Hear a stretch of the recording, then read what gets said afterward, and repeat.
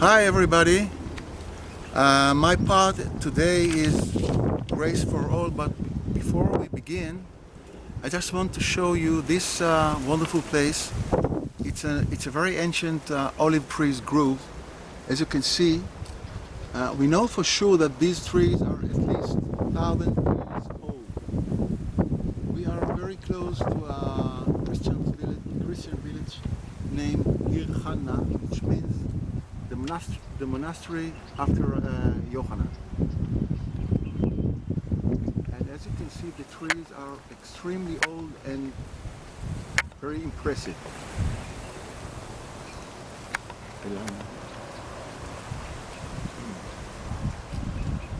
Some of them are younger, of course, but this one and the other big ones are very old.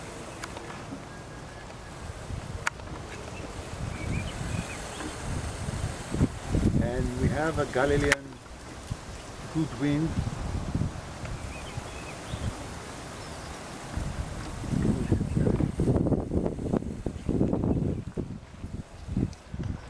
So, as we said, grace for all. And what does Hosea 6:6 has to do with Pentecost? Okay, in Hosea 6:6 we read, "For I desire mercy, not sacrifice, and the knowledge of God rather than burnt offerings." The original Hebrew biblical term is chesed. Chesed means grace. That is, mercy is part of chesed and knowing God. Hosea 6:6 is clear. Chesed precedes all. How did Yeshua understand this principle?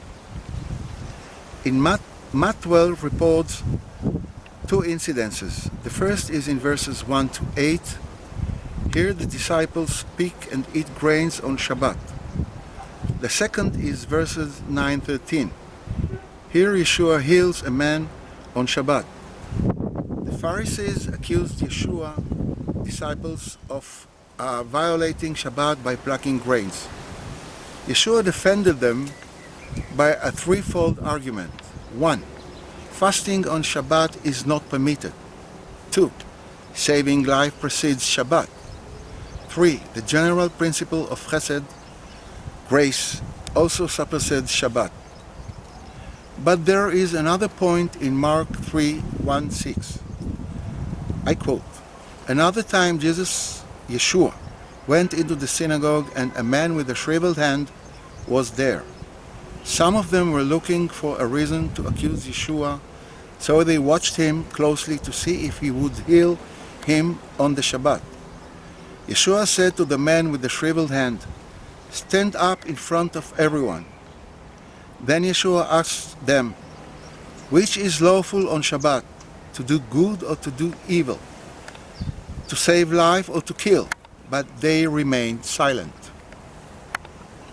He looked around at them in anger and, deeply distressed at their stubborn hearts, said to the man, 'Stretch out your hand.' He stretched it out, and his hand was completely restored. Then the Pharisees went out and began to plot with the Herodians how they might kill Yeshua. Yeshua did nothing except for instructing the man, 'Stretch out your hand.' He spoke to the man, and speaking is allowed on Shabbat. Healing by speech is then not violating Shabbat. Not only is that healing on Shabbat not forbidden, for the reasons mentioned before, Yeshua explains in Matt 12:8 and Luke 6:5, and almost identical in Mark 2:27-28. These verses read, "And he said to them, Shabbat was created for humankind, and not humankind for Shabbat. Hence mankind is mastering Shabbat as well."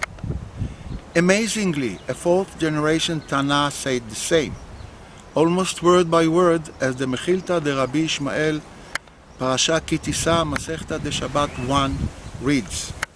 I translate, "And you shall keep Shabbat." Rabbi Shimon ben Menasya used to say, Shabbat is given to you and you are not given to Shabbat. And of course, Yeshua preceded Rabbi Shimon ben Manasseh by decades. Rabbi Shimon ben Manasseh was probably a Galilean, and here he agrees with Yeshua. It should be noted, in this source, no rabbinic objection occurs. Shabbat is, therefore, the expression among others, one expression among others of God's grace.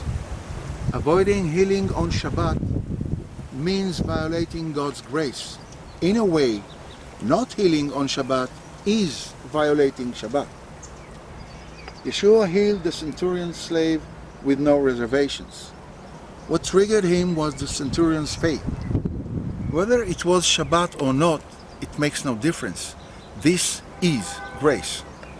However, when the woman from Tyre asked him to heal her daughter, he replied, "I was sent only to the lost sheep of Israel." Chronologically, the centurion's event preceded the Tyre event.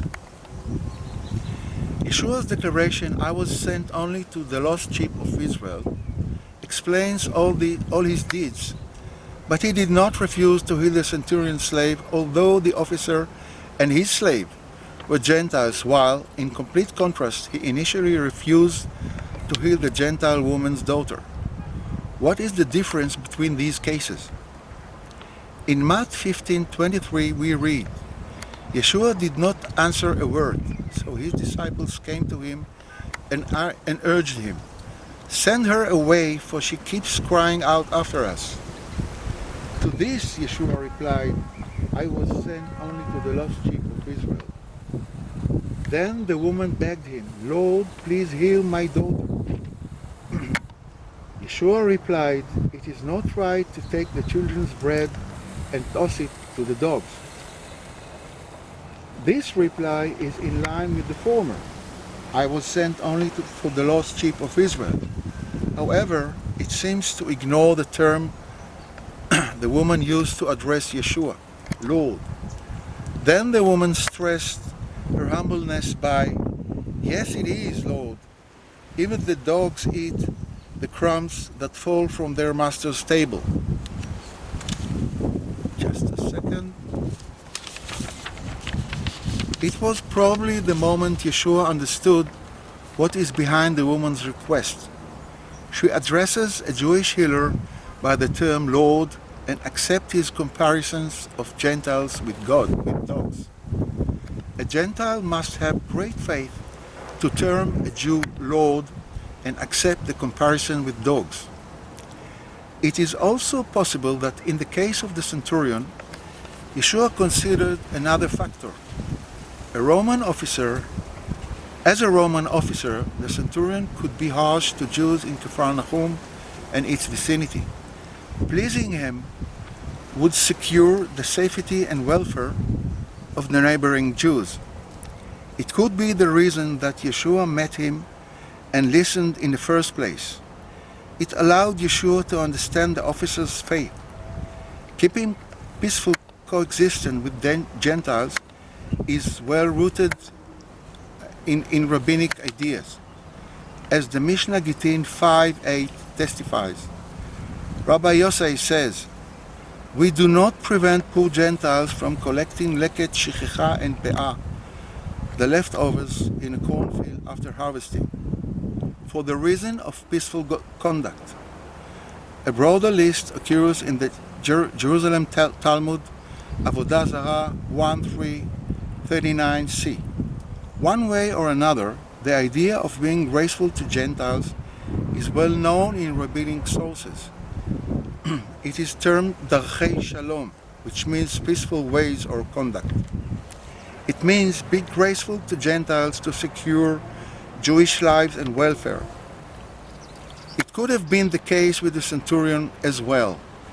However, the case with the woman from Tyre is different. It shows pure, unconditional grace to Gentiles. Precisely what God's grace is, universal. How all this is connected to the Pentecost? In Acts 2, we read about the first Pentecost after the crucifixion. This description uses, among other sources, Joel 3. It is a relatively short chapter. When we read parts of the first and last verses of this chapter, we understand what Pentecost has to do with universal grace. I quote, "In the last days, God says, I will pour out my Spirit on all people, and everyone who calls on the name of the Lord will be saved." God's Spirit on all people. Each one who calls God's Spirit will be saved. No one specifically. All are entitled to enjoy God's Spirit and salvation, provided that they all have faith in God and call on His Spirit. This takes us back to the centurion and the Gentile woman from Tyre. The decisive factor is not being a Jew, but having faith in God and His grace. And one last sentence to conclude. Said the Lord, "Beiti beit tefillah yeh lekol ha'amim." My house will be a house of prayer for all nations. There is no grace more than this sort of grace. And this connects us back to the Pentecost. Thank you.